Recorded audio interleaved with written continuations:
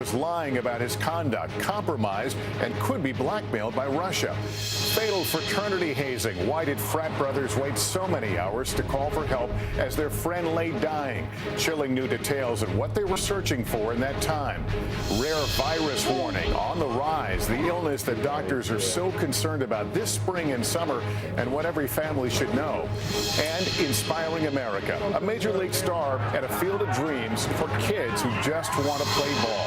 Nightly News begins right now. From NBC News World Headquarters in New York, this is NBC Nightly News with Lester Holt. Good evening. We learned today about the red flags and warnings sent to the Trump administration about former National Security Advisor Michael Flynn, including one delivered directly from President Obama to a then newly elected Donald Trump, according to 3 Obama administration officials.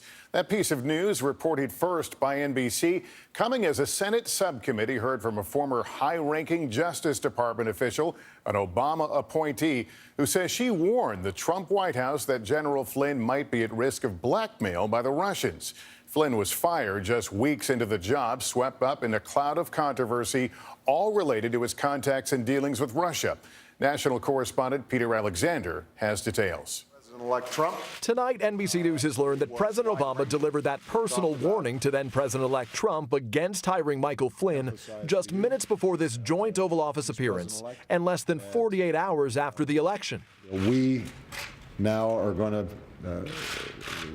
want to do everything we can to help you succeed. At the time, Flynn was already a key advisor to Mr. Trump, and the Obama administration had fired him from his post as head of the Defense Intelligence Agency in 2014. Today, the White House suggesting that backstory prompted President Obama's advice, which Mr. Trump essentially dismissed. It's true that President Obama made it known that he wasn't exactly a fan of General Flynn's, which is frankly shouldn't come as a surprise. But President Obama's unusual move was one of at least 2 warnings the White House received about Flynn, the incoming national security advisor. The other from former acting Attorney General Sally Yates, an Obama administration holdover, today revealing what she told the White House for the first time publicly and putting a spotlight again on Trump team connections to Russia. To state the obvious, you don't want your national security advisor compromised with the Russians. Yates testifying that during 2 meetings and a phone call, she warned the White House counsel that Flynn had misled Vice President Pence and other officials about his conversations with Russia's ambassador to the U.S., and the Russians knew. That created a compromise situation, a situation where the national security advisor essentially could be blackmailed by the Russians. Yates says she gave the information to the White House so they could take action, but she was fired by President Trump days later for refusing to enforce his controversial travel ban. Flynn kept his job for nearly 3 more weeks. And this morning, President Trump on Twitter defending his decision to hire Flynn by blaming the Obama administration, saying they gave Flynn the highest security clearance. Even after his firing, Flynn did retain his clearance, standard procedure, and it was renewed in 2016.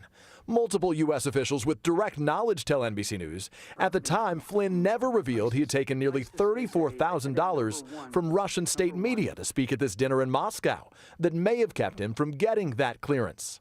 And he was never granted the additional security clearance he would need to be National Security Advisor. Millions of people have a security clearance. It's like having a pilot's license. That doesn't mean you can fly Air Force One, that you have the credentials, the experience, and have been vetted to take on the most sensitive job in the world. And tonight, White House officials here are dismissing Sally Yates' testimony, arguing nothing new was revealed, and again suggesting the focus should be on the leaking of classified information. When asked whether she leaked classified info to the media, Yates today said no. Lester? Peter Alexander, thank you. And with Russia roaring back into the headlines, the White House would rather be talking about its victory in the House on health care. But there is growing scrutiny tonight on that front over Republican claims about both pre-existing conditions and cuts to Medicaid. Our White House correspondent Kristen Welker has more.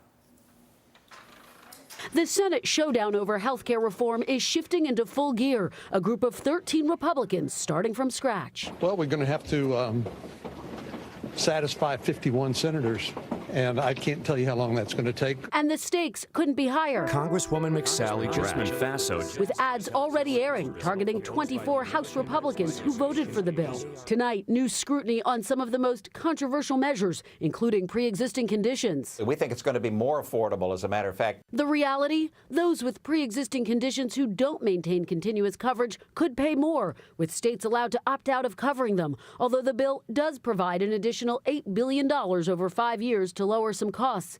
Then there's this claim: no one will be hurt by the decision to cut $800 billion for Medicaid. the Medicaid system isn't working. But the reality? According to the Congressional Budget Office, a cut of $880 billion would result in 14 million fewer enrollees. All of it happening as former President Obama gives his most extensive defense of Obamacare since leaving office. I hope they understand that courage means not simply doing what is politically expedient, but doing what they believe deep in their hearts is right. Kristen Welker, NBC News, Washington. We turn now to the new developments of the shocking death of a Penn State fraternity pledge who police say was fatally injured during a hazing ritual. Officials have now released the 911 call in the case, which was finally made 12 hours later. NBC's Stephanie Gosk has the latest. Tim Piazza, sophomore engineering student at Penn State, was clinging to life when a fraternity brother called 911. Hasn't moved. He's cold extremity. It's probably need an ambulance. 12 hours before, Piazza stumbled down the basement stairs at the Beta Theta Pi frat house, according to prosecutors, after running the gauntlet, a ritual of heavy drinking for new pledges. Piazza would not survive his injuries, but prosecutors lay out a timeline of missed opportunities. 10:46, a fraternity brother sees Piazza face down at the bottom of the steps and texts, "Piazza may actually be a problem. He fell 15 feet down a flight of stairs, hair first, going to need help." According to prosecutors, Cordell Davis, who is not being charged with a crime, told fellow frat brothers to call 911, but no one did. Late the next morning, fraternity brothers found him cold to the touch. 40 minutes later, one of them called 911 and never mentioned the fall. Was there any alcohol or anything involved, do you know? Yes, there is. Prosecutors say some fraternity brothers tried to cover their tracks. 18 students are facing criminal charges, some accused of involuntary manslaughter and aggravated assault. There has to be some form of intent. We think that is not present in this case. As for Penn State, officials point out efforts on campus to curb drinking while emphasizing fraternities' independence. I don't think we have any culpability whatsoever because we don't own the property. We don't supervise these organizations. The remaining 8 fraternity brothers will be arraigned Tuesday, while a grieving family believes this tragedy could have been avoided. Stephanie Gosk, NBC News, New York. Overseas, a sigh of relief for many across Europe today after the defeat of far-right nationalist candidate Marine Le Pen in France, who modeled her campaign after President Trump's. She was defeated in a landslide by a businessman who becomes that country's youngest president ever. Our chief foreign correspondent Richard Engel is in Paris. Across Paris today, there's a feeling that France dodged a bullet. Emmanuel Macron, the charismatic 39-year-old former banker, clobbered the far-right's Marine Le Pen, beating her by 30%. A strong rejection of Le Pen's proposals to seal France's borders, drop the euro, and leave the EU. Parisians savored Macron's victory. How would you have felt if Le Pen had become the French president? I leave France. Leave France? Completely. Congratulations poured in, including from President Trump, who tweeted first, but then called hours later. Macron overcame numerous obstacles. His campaign was hacked, emails leaked, and there were unflattering media reports about his wife, Macron's former high school teacher, 24 years his senior. But that's just a sideshow to the challenges ahead. The ISIS threat in France remains high, and the nation is deeply divided. France's youngest president ever, here dubbed Le Kid, will have his work cut out for him when he's sworn in on Sunday. This election was seen as a test for the EU. The French gave their support loudly and clearly for Macron and for a united Europe. Richard Engel, NBC News, Paris. There are new ethics questions tonight surrounding the family of Jared Kushner, President Trump's son-in-law and White House advisor. It involves a controversial sales pitch by Kushner's sister in China and a U.S. visa program that allows big-money real estate investors to get fast-tracked U.S. visas. Critics say it presents another conflict of interest. Senior investigative correspondent Cynthia McFadden has details. It was the pitch heard round the world.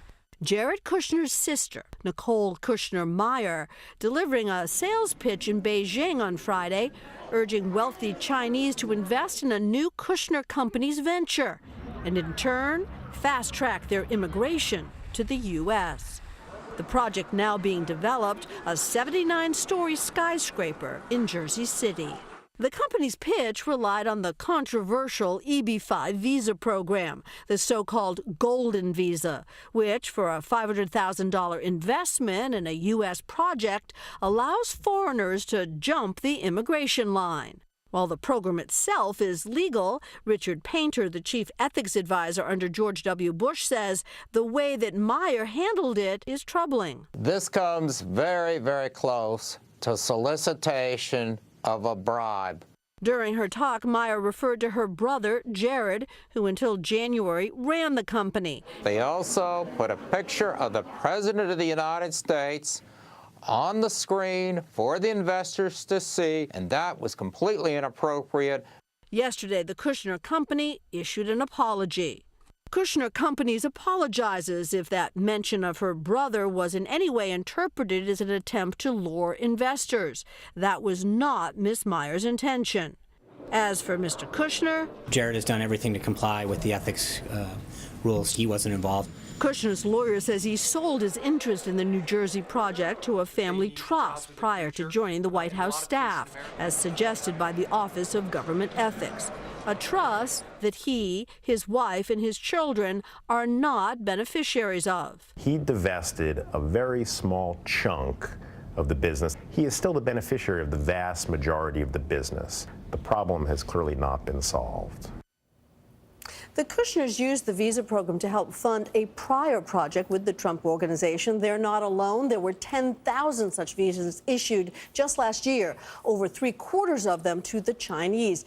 And Lester, Mr. Kushner says he will not involve himself in any talks about the future of the controversial visa program. All right, Cynthia, thank you. In Boston, police are investigating a chilling murder mystery. 2 doctors engaged to be married were found brutally killed inside their luxury penthouse. The suspect was arraigned today, but what was the motive? NBC's Morgan Radford has the story. Lying in a hospital bed with his eyes closed. With respect to this matter, you're being held without bail. Bampumim Texera was charged this afternoon with the brutal murders of doctors Richard Field and Lena Bolanos. Count 1, charge of murder. The anesthesiologists engaged to be married, killed Friday in their Boston penthouse. Tonight, prosecutors releasing horrific details. The victims found with their hands tied, throats slit, a message of payback scrawled on the wall. But what police are not revealing yet is why. There is no evidence to conclude that this defendant had a personal relationship with Dr. Bolanos or Dr. Field. Police were alerted when Dr. Field sent a desperate text to a friend. He got a message from his friend saying that there's a gunman in the house. Once on the scene, police fired at Texera, wounding him. We're going to need at least 2 shields and a long gun for cover. Adding another layer of mystery, how the suspect was able to get in. Residents say a key system is required to access the building elevator. Prosecutors say Texera was homeless and recently served 9 months for 2 bank robbery convictions. He now faces charges in the murder of 2 people taken together in the prime of their lives. Morgan Radford, NBC News, Boston. Still ahead here tonight, rare virus warning. It spreads just like Lyme disease, but it's more dangerous and there's no cure. Why doctors fear a rise in cases this spring and summer, and we'll tell you how to protect your family. Also, if you build it, they'll come. Yeah. Field of Dreams, where everyone can get into the game thanks to a major league star. When you have moderate to severe ulcerative colitis, the unpredictability of a flare may weigh on your mind. Thinking about what to avoid, where to go, and how to work around your UC. That's how I thought it had to be. But then I talked to my doctor about Humira and learned Humira can help get and keep UC under control when certain medications haven't worked well enough. Humira can lower your ability to fight infections, including tuberculosis. Serious, sometimes fatal infections and cancers, including lymphoma, have happened, as have blood, liver, and nervous system problems, serious allergic reactions, and new or worsening heart failure. Before treatment, get tested for TB. Tell your doctor if you've been to areas where certain fungal infections are common, and if you've had TB, hepatitis B, are prone to infection.